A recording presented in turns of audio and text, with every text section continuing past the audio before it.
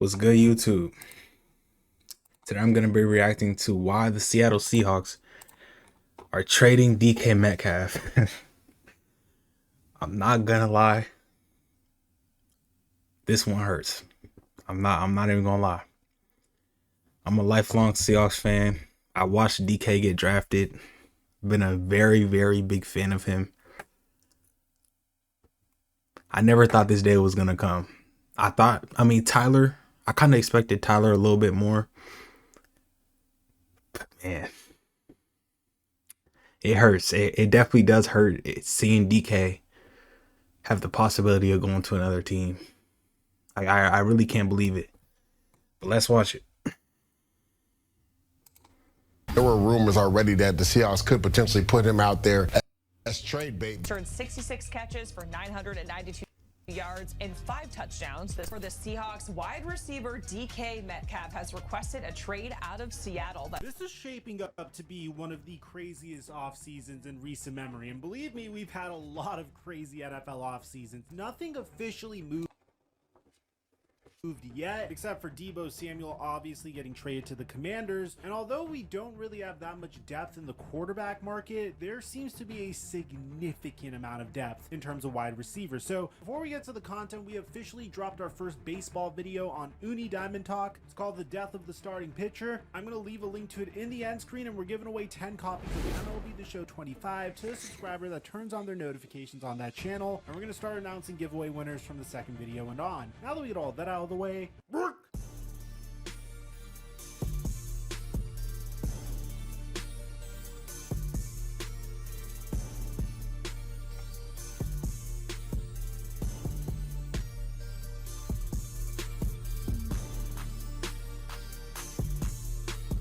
today's video is sponsored by. There's no question about it. DK Metcalf is one of the most physically imposing wide receivers we've ever seen, probably since the days of Calvin Johnson. No, I'm not saying he's Calvin Johnson, but in terms of the amount of muscle this man has on his body and how physically imposing he is versus opposing defensive backs, he's definitely one of the top wide receivers in the NFL. He's made second team All-Pro once and has 2 Pro Bowls, and is currently just 27 years old, coming off of another season where he almost broke 1,000 receiving yards despite missing 6 games. The thing is, the Seattle Seahawks are in a very strange situation. This is a team that has $32.5 million of cap space, despite not really owing Geno Smith that much money. And the individual with the second highest cap number on the team is DK Metcalf. You see, the Seattle Seahawks knew that there was a possibility that they'd move on from DK Metcalf 2 years ago when they decided to select Jackson Smith-Njigba in the first round of the 2023 NFL draft. And although Jackson Smith-Njigba was just okay in his rookie season, once the Seattle Seahawks let go of Shane Waldron, Jackson Smith-Njigba really came into his own, having a breakout in his that's real. With 100 receptions over like Jackson Smith-Njigba, literally, he has the qualities that you need in a receiver one. Like, I really believe Njigba can be the #1 receiver in the whole league. Like, I don't know, maybe I could name 5 receivers right now that are better than him, but I think in the next coming years it's gonna be no question he's just the undisputed #1. Like, I don't know. I don't see people who think that he's like a wide receiver 2. He's the best receiver on the Seahawks right now. I know that's bold to say with Metcalf still on the team, kind of, but it's just like, you just gotta watch the games, bro. You just have to watch. He's different for real. 1,100 receiving yards and 6 touchdowns. Jackson Smith-Njigba is still on a rookie scale contract, and he will be on a rookie scale contract for the next 3 years. Whereas DK Metcalf is up for a contract extension as soon as this year. So there's a lot of turnover for the Seattle Seahawks in regards to their wide receiver department, as the Seahawks announced earlier that they parted ways with franchise icon Tyler Lockett after 10 memorable seasons in Seattle. I can't believe it's already been 10 seasons. Tyler Lockett made his name originally as an incredible kick returner for the Seattle Seahawks. But one thing I really respected Lockett for in the latter part of his career was the fact that he would go down almost immediately after making a reception. You could find really cool montages of this, of him just doing everything he possibly can to just make the reception and avoid getting tackled. It's like he's holding the X button every single time you throw to him in Madden to make that safe possession catch and not get any additional yards. He's currently 32 years old, and when healthy, he's been a very solid wide receiver. His most recent 1,000 plus yard receiving season was in the 2022 season. So I think there's plenty of juice left in the tank for Tyler Lockett. Lockett posted onto social media saying, "I really enjoyed being in Seattle. I met so many great people and captured so many great memories. The 12s really make this place meaningful. Although my time on the Seahawks may have run its course, I'm thankful for everything. God gets all the glory forever." And the crazy Man, dude, that's crazy. I hope whoever picks up Lockett has to utilize him. I hope that it's like not a bad team, because I want him to get a ring so bad, because he definitely deserves it. He needs a ring. He doesn't need a ring to like be great or whatever. Like, I think he'll go down as one of the greatest Seahawks receivers. But yeah, it's just his role like in the Seahawks offense definitely did change. Like, after Njigba was drafted, he just did not get as much targets. They had to spread the ball around a lot more. And Njigba got like basically all the receptions, all the targets. I'm not even gonna lie. But like at least 80% of them, like especially after after DK got injured, like he just completely took over. So yeah, Lockett did play his role well in his last couple of years. He's definitely a Seahawks legend for sure. Part about this is almost immediately after we found out that DK Metcalf was also going to leave the Seattle Seahawks. So a few days ago, this was something that I stored in my archives because I didn't feel confident enough in making a video on this, because I just didn't trust the sources. It was one of those instances where what the sources were saying made a lot of sense, but it was disputed and I didn't want to bring you guys false information. So I just decided to keep it in the archives until now, when we actually got a legitimate tweet to back it up. So I originally heard this from Corbin Smith. About a week ago, he tweeted out that he is hearing through multiple sources that the Seahawks have spoken with a number of teams about DK Metcalf's availability this week in Indy. As John Schneider has pointed out before, simply talking to another team doesn't mean a trade is imminent, but it's worth keeping an eye on. And that's exactly what I did. I just kept my eye on it at this point. Now, Smith would provide his rationale, saying, "Yeah, I heard Mike McDonald and John Schneider's comments on DK Metcalf this week. I was there. I was also there when Pete Carroll and John Schneider talked about Russell Wilson before the trade happened. Not saying that DK is getting moved, but talks beyond a simple hello, no he's not available have happened." And that's something I always try to say on this YouTube channel. I mean, no general manager is going to come out and straight up say, "Hey,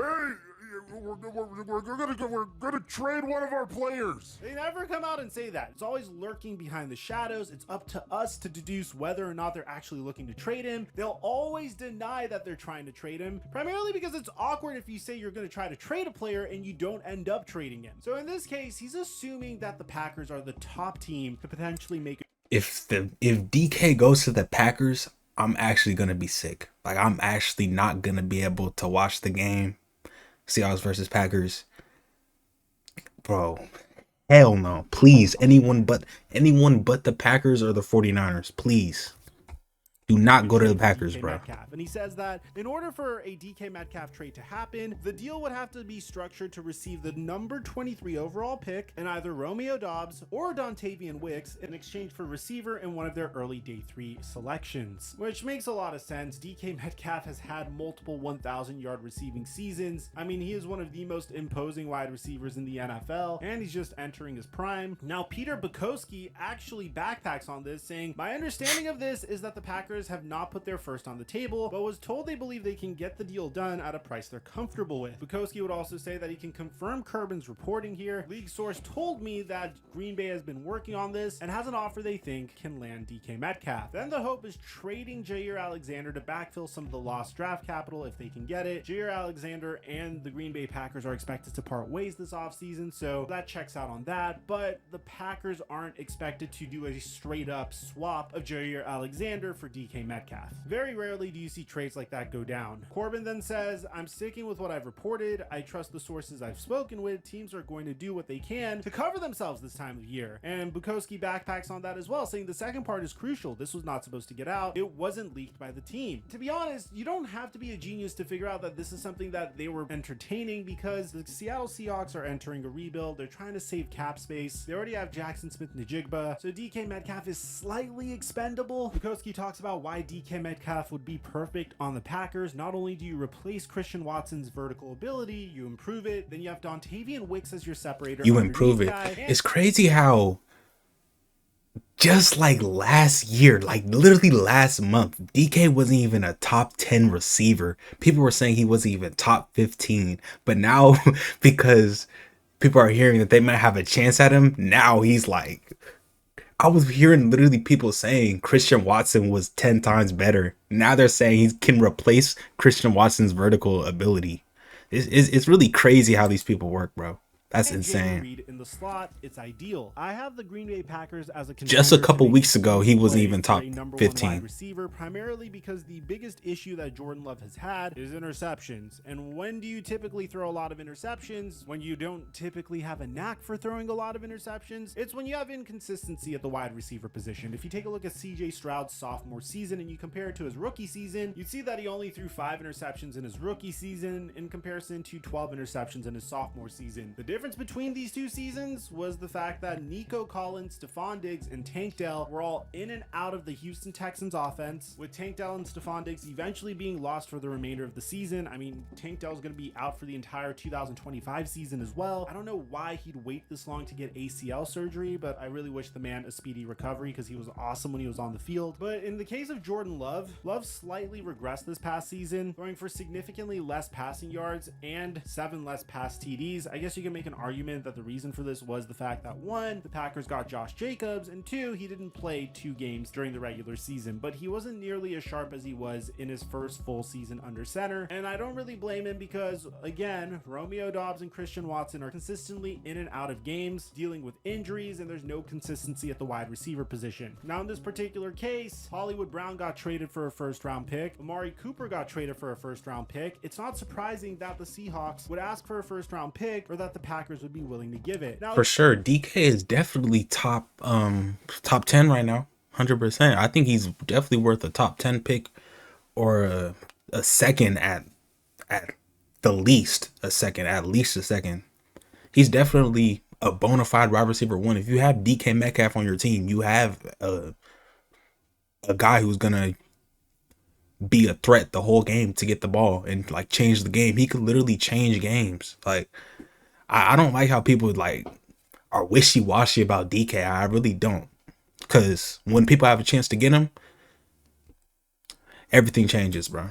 Again, these are all sources that, respectfully, I'm hearing about for the very first time. This is the reason why they were in my archives originally. There's some cute stuff here. I mean, they also mentioned that the Chiefs and the Packers would be interested in this as well. I don't necessarily know how the Kansas City Chiefs would make such a trade. I mean, they're doing their absolute best to shed salary currently. They just franchise tagged Trey Smith. Patrick Mahomes' cap number balloons all the way up to 66.258. I don't know if they want to restructure that in order to make this happen. It's always a cute rumor to say that the Kansas City Chiefs are gonna go get a superstar wide receiver to pair with Patrick Mahomes. It's just not possible with this cap number where it is, especially when you take a look at how much Chris Jones is earning, the franchise tag of Trey Smith, and the amount Travis Kelce and Creed Humphrey are making. It's just not reasonable to expect this. And at that point, I decided that this wasn't really news. This is just individuals that I'm sure are great individuals on X trying to start rumors. So again, I just put it in my archives until we got word from Tom Pelissaro that 2-time Pro Bowl wide receiver DK Metcalf has requested a trade, and the Seattle Seahawks have agreed to explore options, sources tell me in Rap Sheet. Days before free agency, the 27-year-old Metcalf immediately becomes the top receiver available. There's no question about it that DK Metcalf is the top wide receiver you could acquire. Rap Sheet mentions that there's likely to be significant interest in the Seattle star, and both sides will dig into it, a big-time wide receiver who may be on the move. There are so many fun possibilities for DK Metcalf. I mean, when you just take a look at the top 4 teams in the NFL, the New England Patriots have 127.4. DK does not want to go to the Patriots. DK is not. I'm telling you, if DK goes to the Patriots, he's gonna fake retirement. I'm telling you, he does not want to touch New England, bro. He does not. $1 million in cap space. I don't personally know DK, of course, but I just know like DK isn't that type of receiver. He wants to be on a contending team, or he might as well just stay on the Seahawks at that point. A young up-and-coming QB. They're in the midst of a culture change this offseason, and the top free agents that I would originally think they would be interested in pursuing are no longer available. T. Higgins got franchise tagged. I mean, presumably to do a tag and trade, because honestly, I don't think it's intelligent to pay Jamar Chase the most money out of all wide receivers in the NFL and then tag T. Higgins for another year. Trey Smith got franchise tagged by the Kansas City Chiefs, so there goes the Patriots' opportunity to boost their offensive line through free agency. So from then on, like, your best wide receiver options are Chris Godwin, Amari Cooper, Devontae Adams. And when you have this much cap space, you're definitely going to feel the urge to go on a shopping spree, especially when you're one of the worst teams in the NFL. Patriots need a wide receiver. They could afford to pay DK Metcalf big money. It would not shock me if they ponied up a future first-round pick or maybe a second-round pick, because they have such a high first-round pick this year, in return for DK Metcalf. Another possibility is probably the cutest possibility out of any team in this list, and that'd be the Las Vegas Raiders. The Raiders desperately need a wide receiver one. DK Metcalf gets to go to Vegas, a place where he'd save a boatload of money on taxes. He'd reunite with his former head coach Pete Carroll, and then the Russell Wilson to the Raiders rumors are going to be running rampant. You can make an argument that maybe DK goes to the Arizona Cardinals. I mean, they have a wide receiver on a rookie scale contract in Marvin Harrison Jr. Please no. So could you imagine an offense with Kyler Murray, Marvin Harrison Jr. in his second year in the NFL, and DK Metcalf? But no, of course, hell if no. you're a wide receiver in the NFL, I am always going to say that you are rumored to go to this team. It's only a matter of time before this team takes a flyer on a wide receiver in the league, and that is the Los Angeles Chargers. They have $65.3 million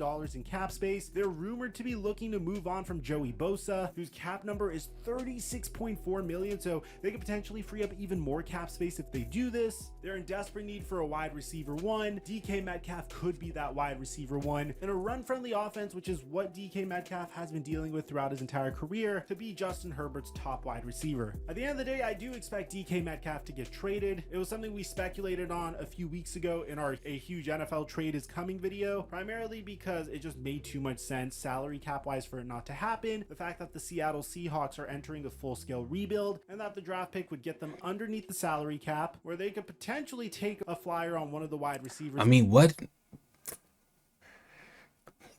the definition of a full-scale rebuild? I think if we were full like rebuilding, we would trade Geno. I don't think the Seahawks are fully rebuilding. I think it's more like a reloading. Like, they're just trading away their main stars. They're not really going deep in the roster for real. Like, they're not really making that much changes to call it a rebuild, in my opinion. In this year's NFL draft, or just move forward with Jackson Smith-Njigba as their wide receiver one for the future, which I think he's capable of doing. Let me know in the comment section down below, what do you guys think about DK Metcalf's trade demand? Apart from that, our first baseball channel is live. If you want to support us on that channel, I'm going to leave a link to it in the end screen, and I'll meet you guys there. I'm your boy Mike, and I'm dropping our mic until our next upload. All right, so